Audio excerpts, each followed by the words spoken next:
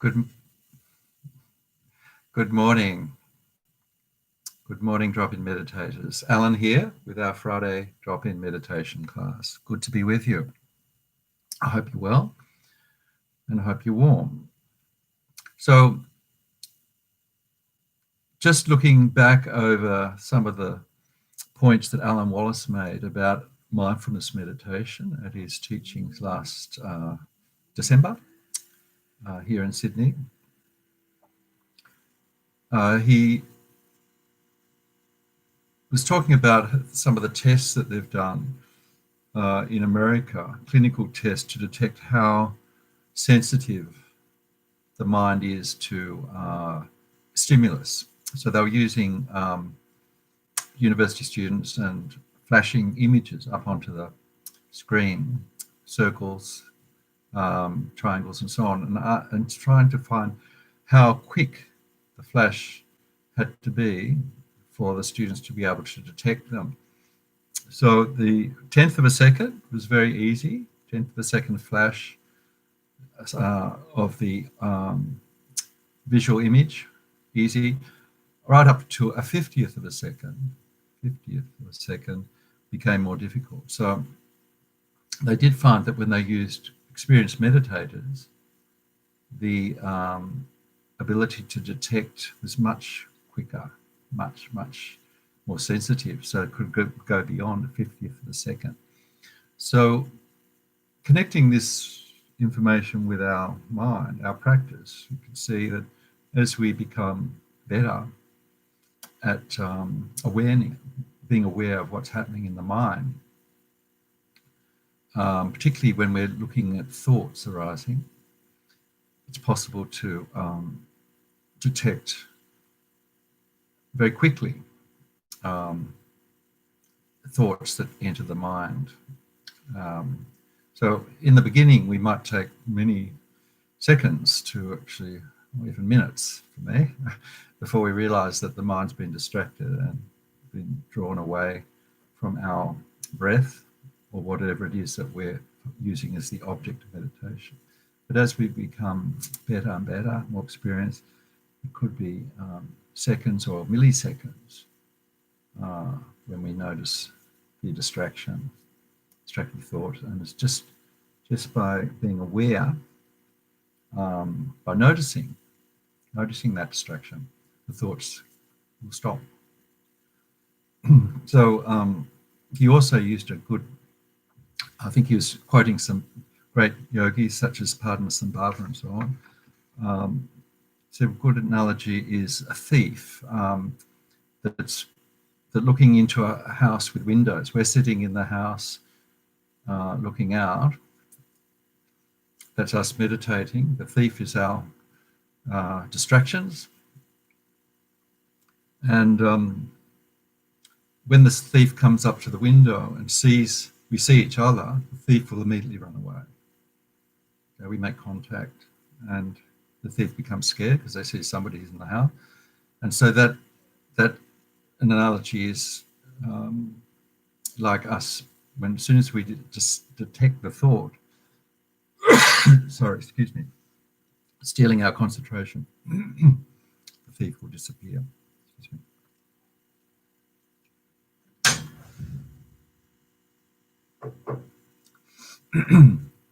So that's a good example. Another example he used, which I think I've mentioned before, is the shepherd watching the sheep.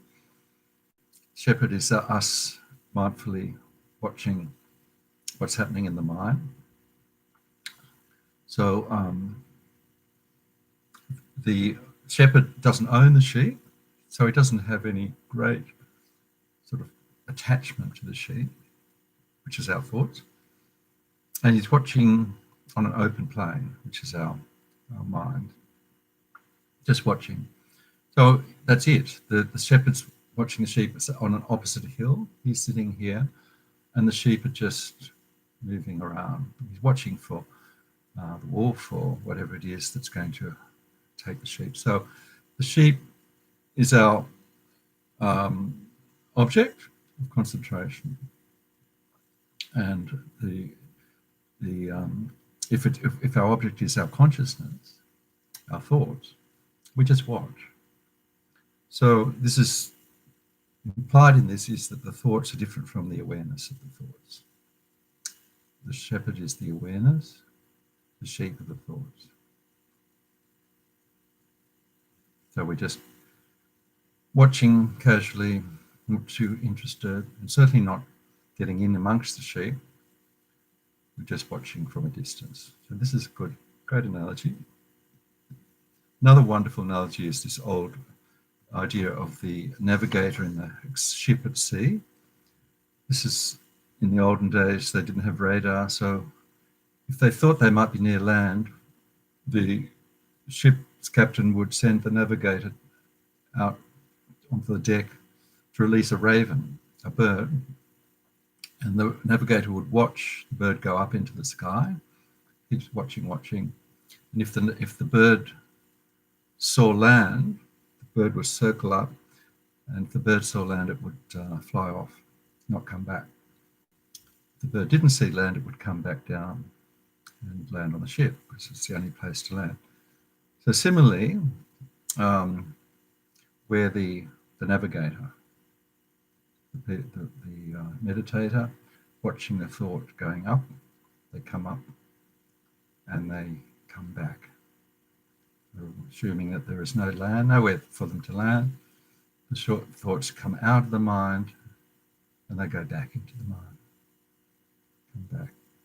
They just arise and then disappear back into the mind. So these are just helpful examples of what we're doing when we're doing our mindfulness practice, and how to deal with these distractions, thoughts that come up. Okay, so we'll do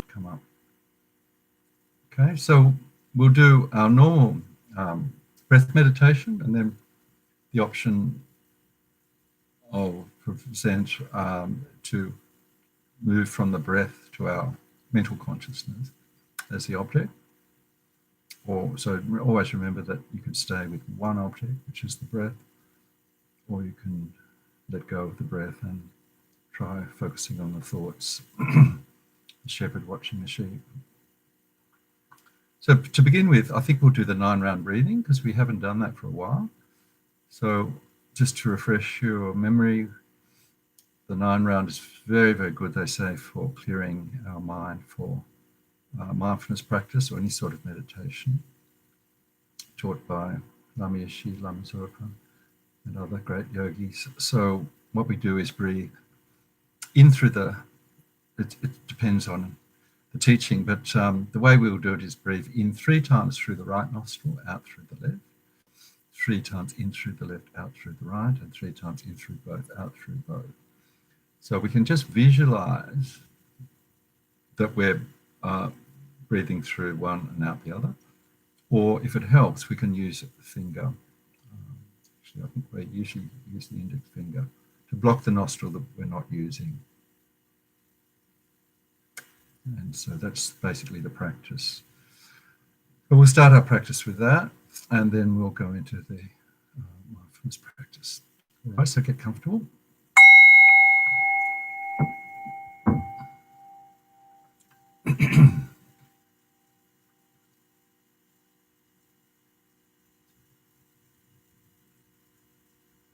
So establish a position on the floor, cross-legged, lying down on the floor, lying down on the couch, sitting in the chair, whatever's really comfortable.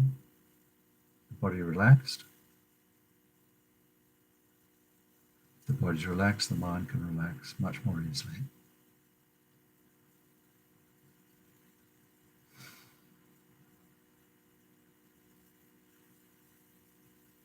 Now to begin,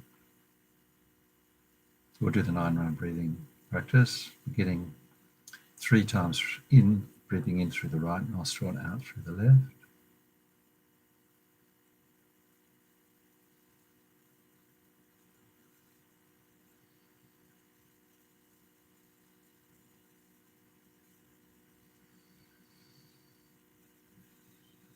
And 3 times in through the left, out through the right.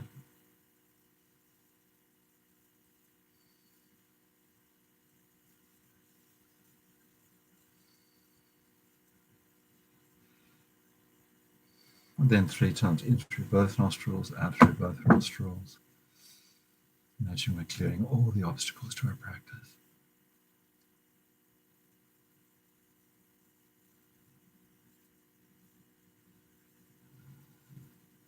Then resume normal breathing.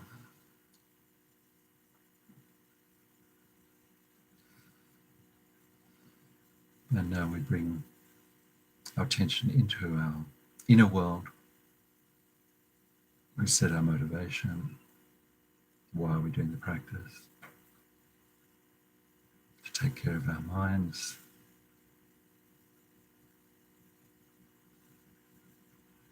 Be kind to our minds.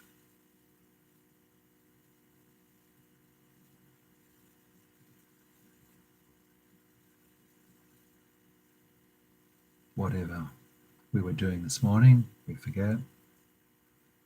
We just bring our mind into the present. Time to let go of all the busy world outside.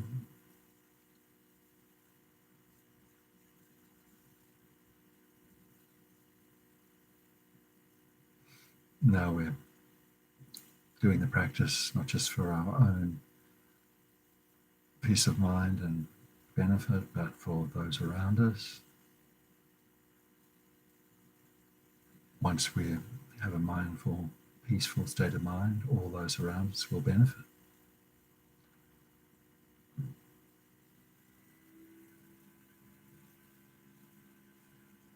Ultimately, if we can develop the mind to liberate ourselves from all suffering, becoming enlightened, then we're the greatest benefit to all beings. That's the ultimate motivation, the greatest benefit to all beings.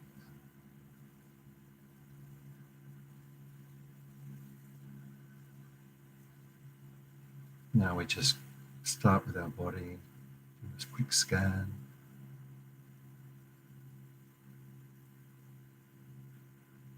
Shoulders, the neck and the head, are they comfortable, relaxed?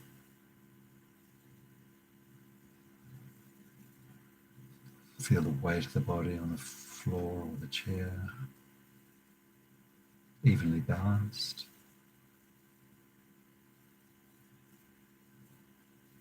Gently being drawn into the earth by gravity and letting ourselves go, being held by the earth, surrendering.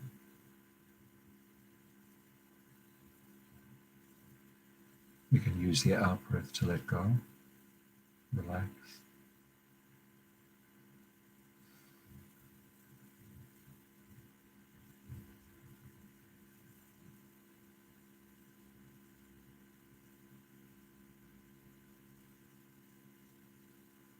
All the distractions we're breathing out, the obstacles to our practice.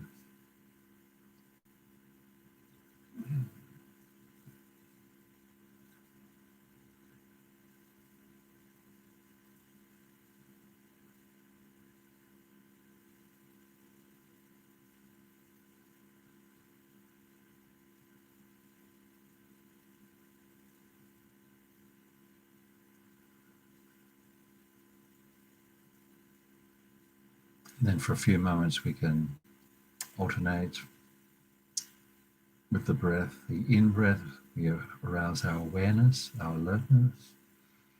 And with the out-breath, we relax, let go.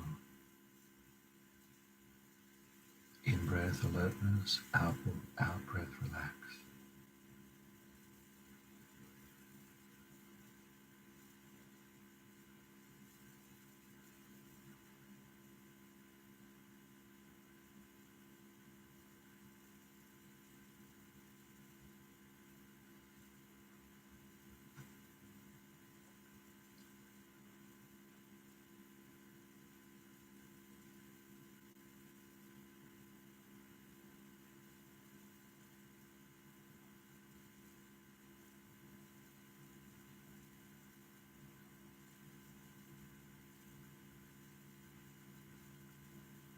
And then we can just step back and watch the breath, the full flow of the in-breath, the full flow of the out-breath, the movement of the body of the breath.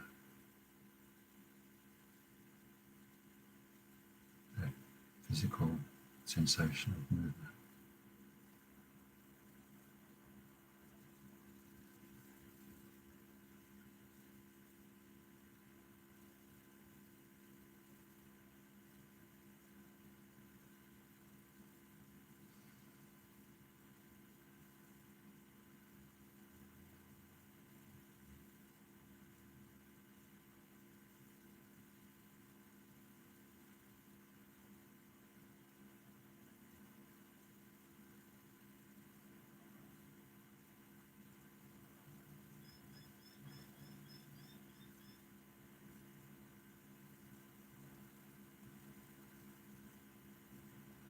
Where do we focus that movement? We can focus on the whole body, narrowing it down slightly to the abdomen, rising and falling, or more closely focused at the nostrils.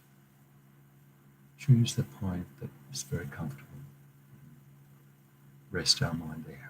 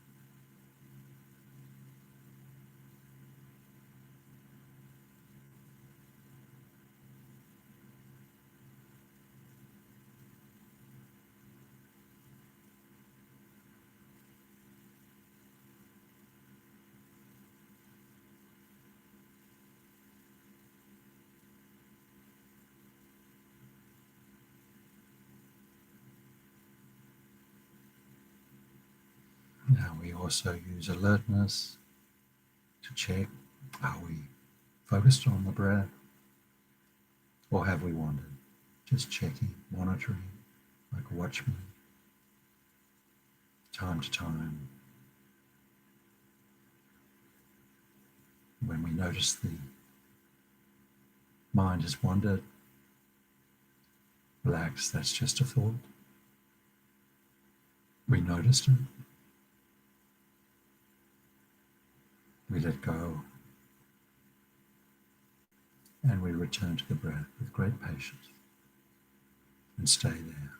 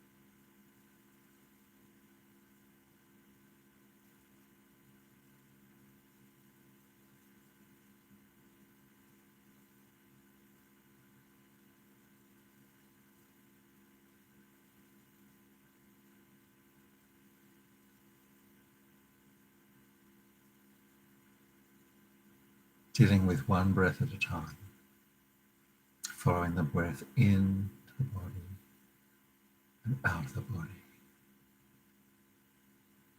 So simple.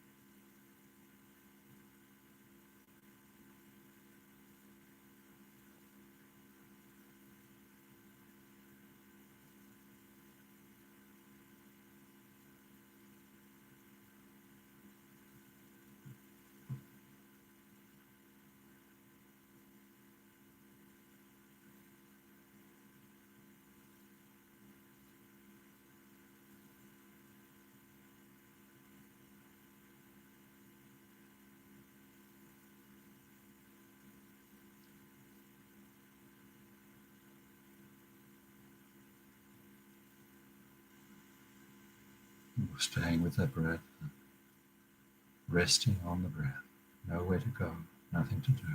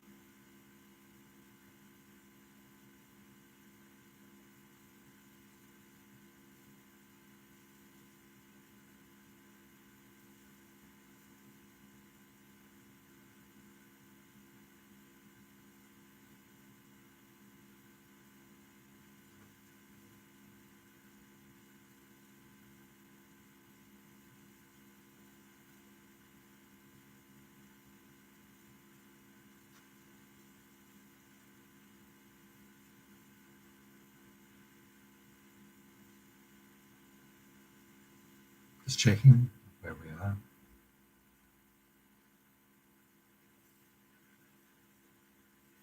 If we've been distracted,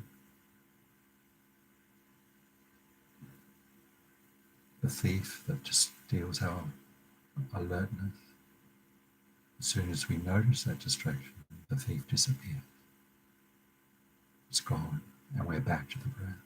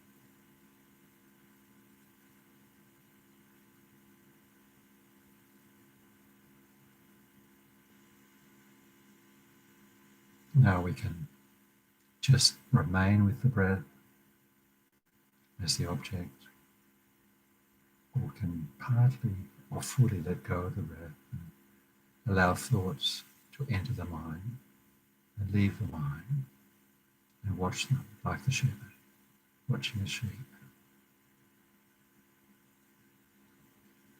Just at a distance, watching mental consciousness, not involved, watching them appear, watching them disappear.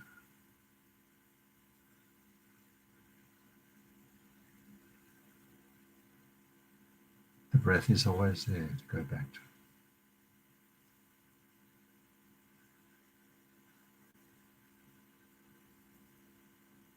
If no thoughts, stay with the quiet silence of the mind.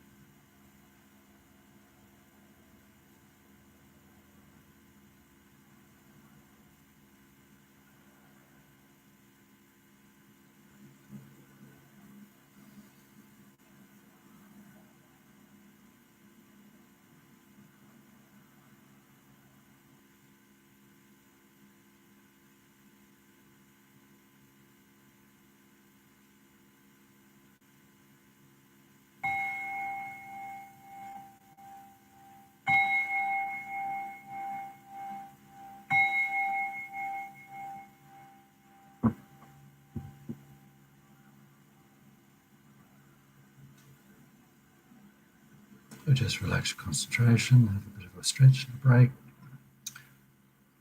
a cup of something.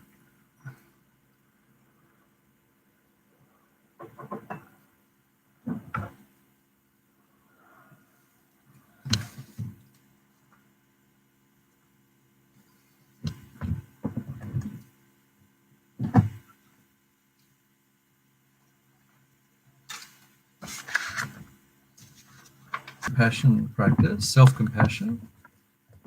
So I thought it'd be good to just follow on with that, doing the our do the Tonglen practice. We exchange our happiness, give it too much, but we just the feeling, the internal discomfort, mental pain that it causes us, or physical, if it's physical as well. Then we acknowledge that others have this same problem. Then we use the breath. We use the in-breath to take in the problem from others in the form of black smoke. And that black smoke, we center at the heart and destroy, imagine that it's destroying this tendency to be selfish, looking after self-cherishing, it's often called in the text. So this tendency we have that explodes, the black smoke explodes this self-grasping and turns it into white light, compassion for others, and then we spend some time breathing out compassion for others. That's simplifying it. I'll also read a couple of Lama Yeshe's visualizations for practice. We won't do the entire one, but just some excerpts from Lama Yeshe's guidance. Okay, so let's start with some getting comfortable position.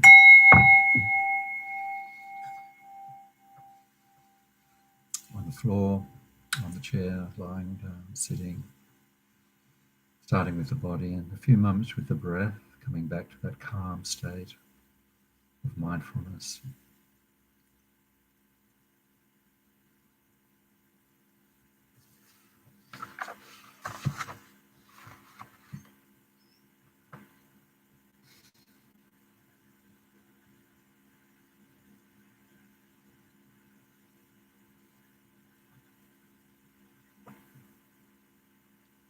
We'll begin our practice of compassion meditation, giving and taking, Tonglen meditation, by just bringing to mind some problem that we may have or have recently had in our lives, something that bothered us, caused us some anxiety or suffering.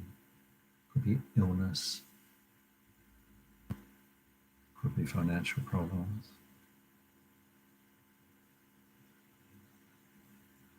work problems, relationship problems.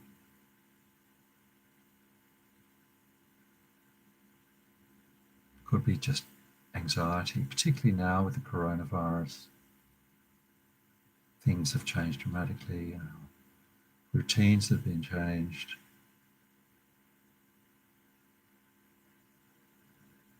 How it's disturbed our perhaps mental state of comfort and security is being challenged. Our routines. The fear perhaps of the virus. We just acknowledge a problem recently, or if there's nothing recent in the past, and how it affected our mind, our feeling of pain, anxiety, suffering, depression perhaps. Acknowledge that we do suffer and we feel it.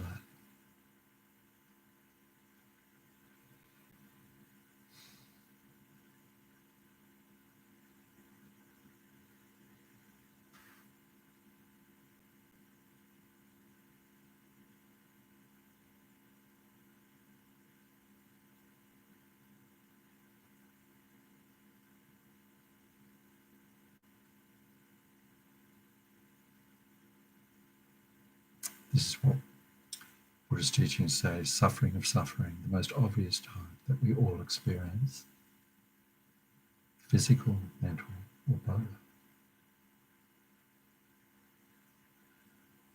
Now,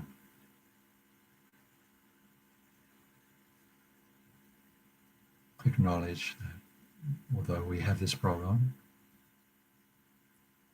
it's true that other beings in the world, other humans like us, have the same problem. We're not the only one. It's true.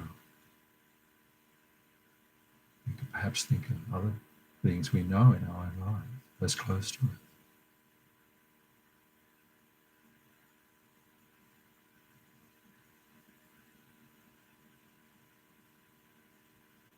And not only that, the infinite number of others we don't know in our lives, strangers throughout the world, have the same problem.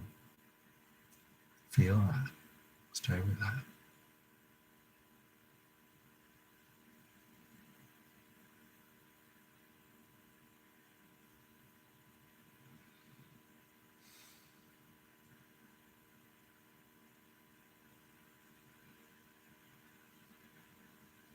Some of them are experiencing the problem in much greater form, much more suffering than we are. Perhaps most of them. Acknowledge that. Stay with that.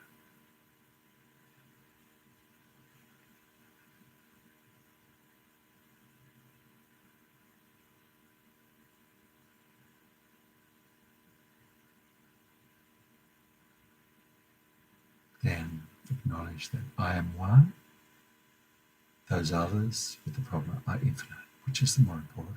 One or infinite numbers of human beings, all sentient beings. Which one should we be more concerned with? It's always the greater number.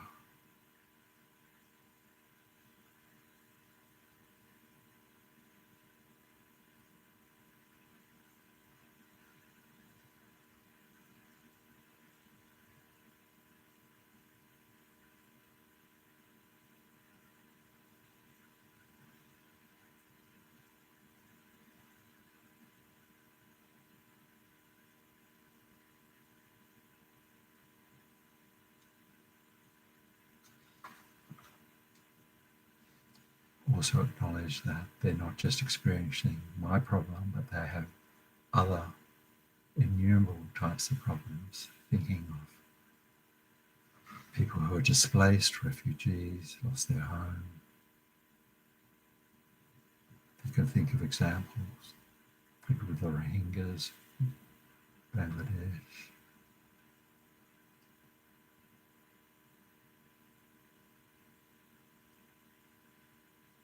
Refugees in the Middle East.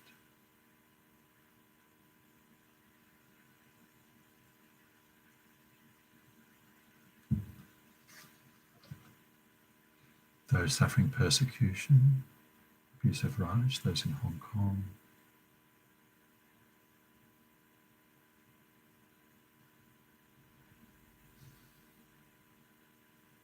Those being persecuted just for their religious belief, unable to practice spiritual practice.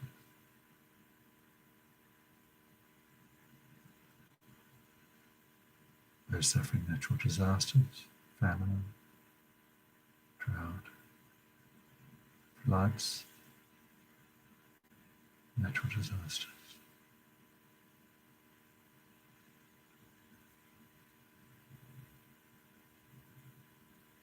Those who have physical comfort but mental distress, the greatest, much more distressing type of suffering. Anxiety, depression, mental illness. Just acknowledge that.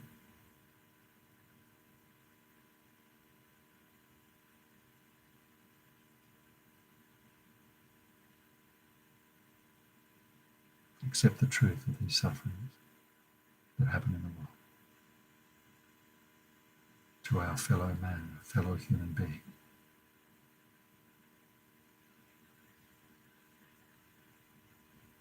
also in the animal realm and all the other realms. Greater suffering.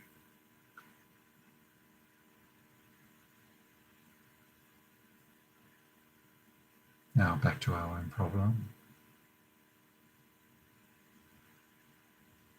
And generate the thought.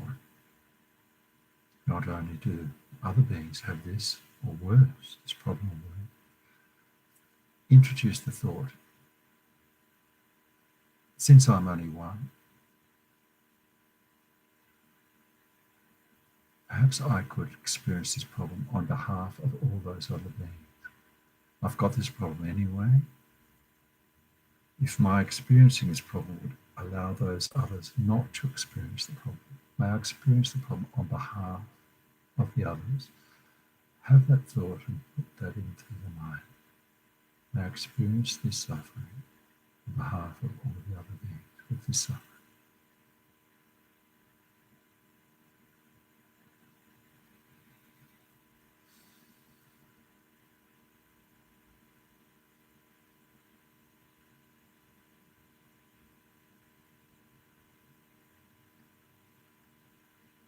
By my experiencing this suffering on myself, I'm relieving those others of their suffering. Introduce that thought into the mind.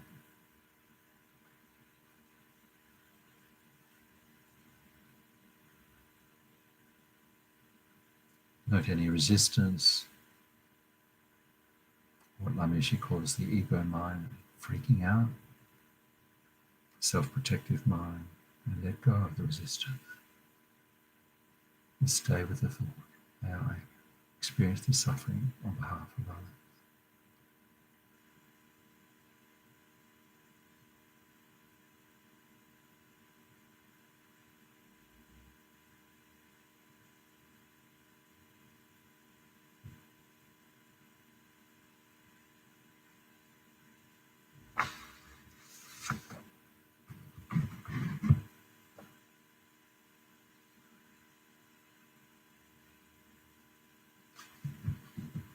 Now we use the breath to visualize taking in the suffering of others.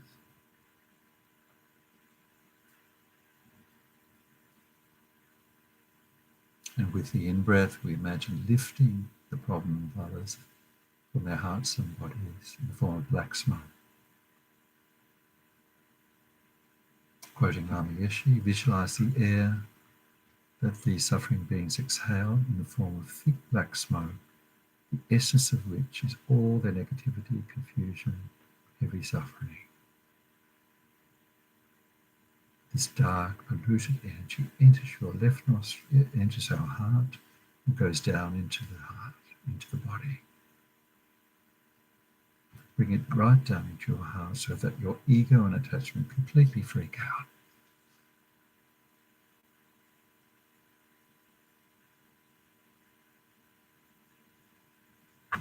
Imagine the smoke becoming thicker and thicker, denser and denser, tightening into a tiny ball as dense as a black hole, swallowing up ego and attachment.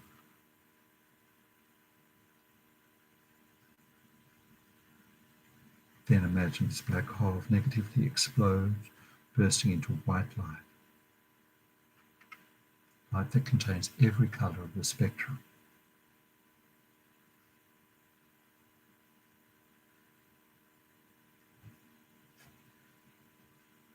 So we just stay with the in-breath for a few moments, the visualization of taking in the black smoke from our being, destroying, taking it into our heart and destroying our ego attachment.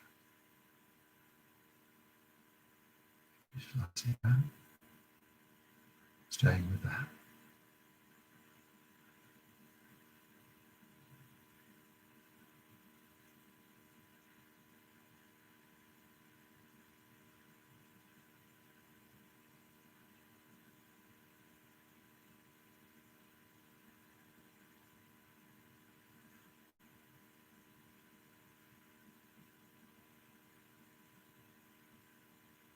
The black light swallows up our ego and attachment, destroying it in our heart.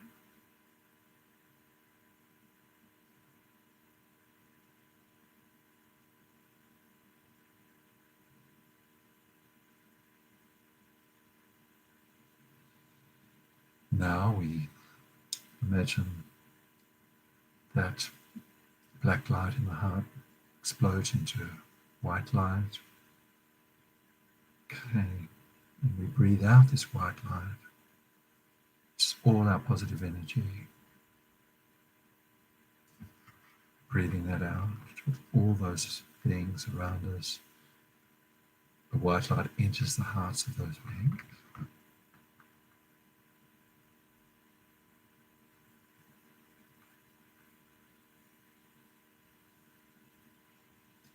Imagine that those beings have been completely purified of their suffering. Experience everlasting bliss and happiness. So a few moments now on the out breath, the white light, all our positive energy, back into the hearts of those beings, suffering beings, particularly those close to us that we know are suffering, in our own circle.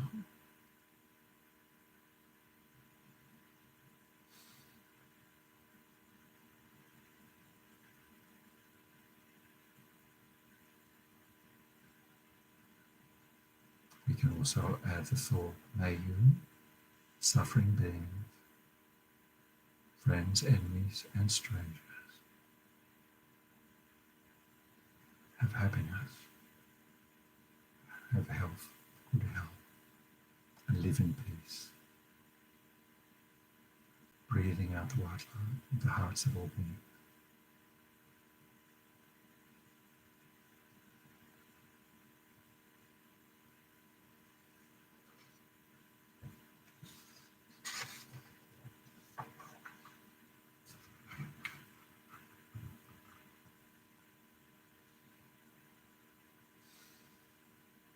Wishing all those beings happiness, a healthy life, a peaceful life. Seeing that good wish as white light, beaming into the hearts of all beings.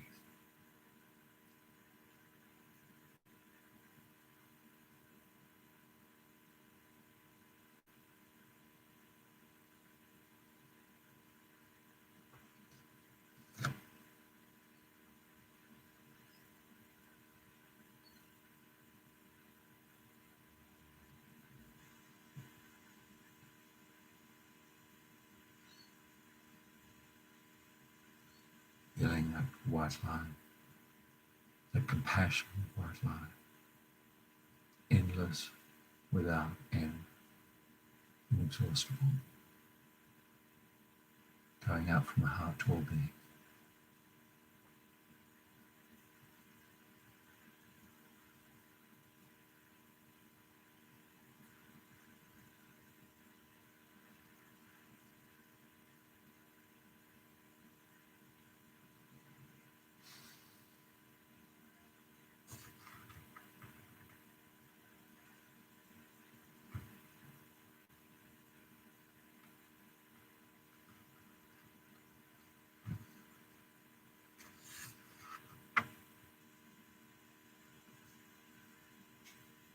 Then feel that we have actually helped other beings.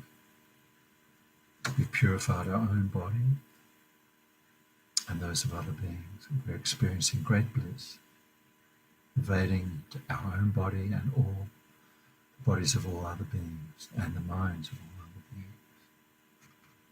This bliss pervades the entire body and mind of all beings.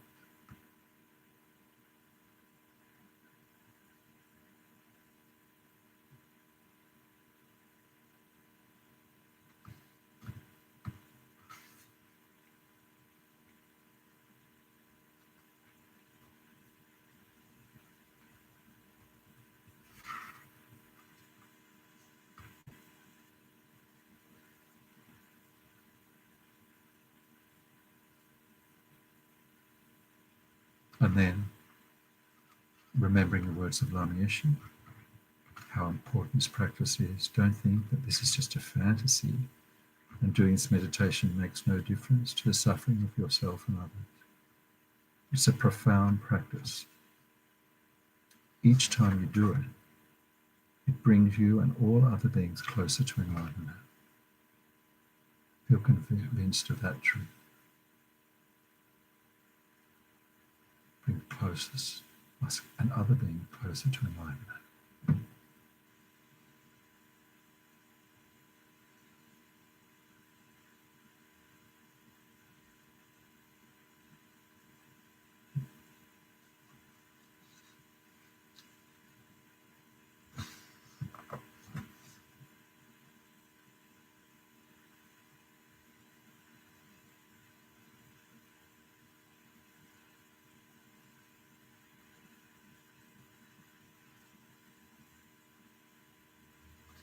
So finally, we'll just dedicate any positive merit from our practice today and all those practices we do in the past and future, and all other beings do in the past, present, and future. So this is a quote from the Buddha himself. The thought manifests as the word manifests as the deed develops into habit, and habit hardens into character. So watch the thought and its ways with care.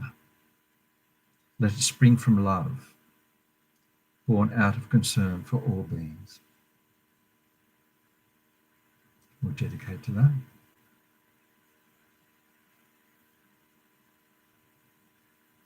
Concern for all beings.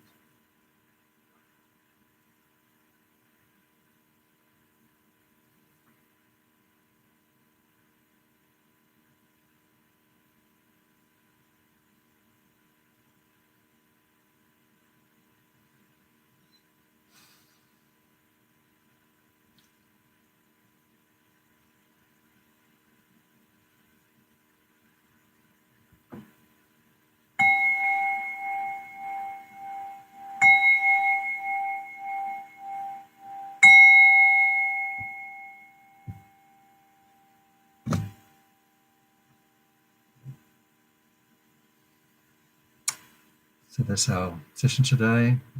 Great to have you there. Hope you have a wonderful day, wonderful week. And we'll be back again. I'll be back again next Friday, same time. Go well. Stay well.